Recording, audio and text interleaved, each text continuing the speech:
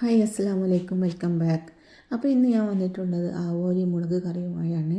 അതിലേക്ക് വേണ്ട സാധനങ്ങൾ: ഇഞ്ചി വെളുത്തുള്ളി പേസ്റ്റ്, ഉലുവ, ചെറിയ ഉള്ളി, 3 തക്കാളി, 4 പച്ചമുളക്, പുളിവെള്ളം, 2 കപ്പ് പച്ചവെള്ളം 2 കപ്പ് ചൂടുവെള്ളം, 1 ടേബിൾ സ്പൂൺ മുളക് പൊടി, ചപ്പ് കറിവേപ്പില.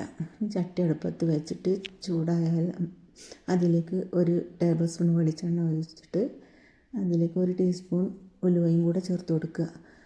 ഉലുവ മൂത്ത് വന്ന ശേഷം ചെറിയ ഉള്ളി അരിഞ്ഞതും കൂടെ ചേർത്ത് കൊടുക്കുക. ഒരു 10 ചെറിയ ഉള്ളി എടുത്തിട്ടുണ്ടാവും. അതിൻ്റെ കൂടെ തന്നെ ദോശയും ചുട്ടെടുക്കുന്നുണ്ട് കേട്ടോ.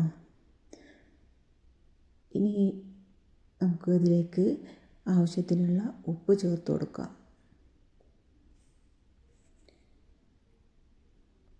അപ്പോൾ നിങ്ങൾ എന്നും പറയുന്നത് പോലെ തന്നെ നിങ്ങൾ ആദ്യമായിട്ടാണ് എൻ്റെ ചാനൽ കാണുന്നതെങ്കിൽ നിങ്ങൾക്ക് ഈ വീഡിയോ ഇഷ്ടമായെങ്കിൽ ഒന്ന് സബ്സ്ക്രൈബ് ചെയ്യണേ. തൊട്ടടുത്തുള്ള ബെൽ ഐക്കൺ കൂടെ ഒന്ന് പ്രസ് ചെയ്യുക. കൂടെ ലൈക്ക്, ഷെയർ, കമൻറ്റ് ചെയ്യാനും മറക്കരുത്. ഇഷ്ടമായിട്ടുണ്ടെങ്കിൽ ഒരു ഇമോജിയെങ്കിലും ഇടണം.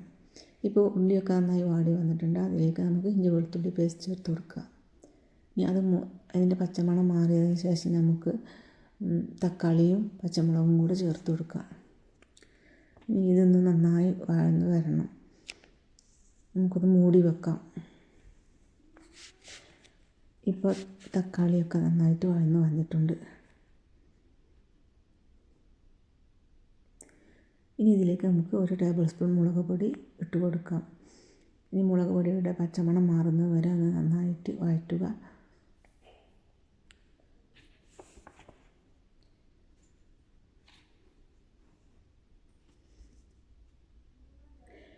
നിങ്ങളുടെ സപ്പോർട്ട് ഉണ്ടായാലേ ഇനിയും എനിക്ക് മുന്നോട്ട് പോകാൻ പറ്റുകയുള്ളൂ.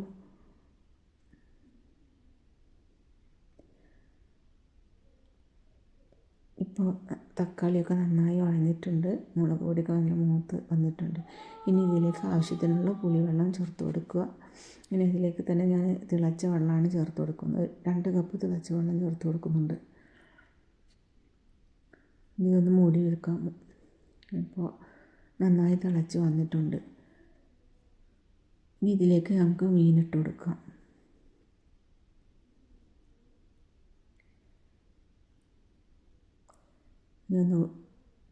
ഇതിന് മല്ലിയിലയും കറിവേപ്പിലയും കൂടെ ചേർത്ത് കൊടുക്കാം. ഇനി ഒന്ന് മൂടി വെച്ചിട്ട് വേവിക്കാം. അപ്പോൾ ഇന്നത്തെ വീഡിയോ ഇത്രയേ ഉള്ളൂ. ഇനി മറ്റൊരു വീഡിയോയുമായിട്ട് വരുന്നത് വരെ അസ്സലാമു അലൈക്കും. ഇൻഷാ അല്ലാഹ്. ബൈ.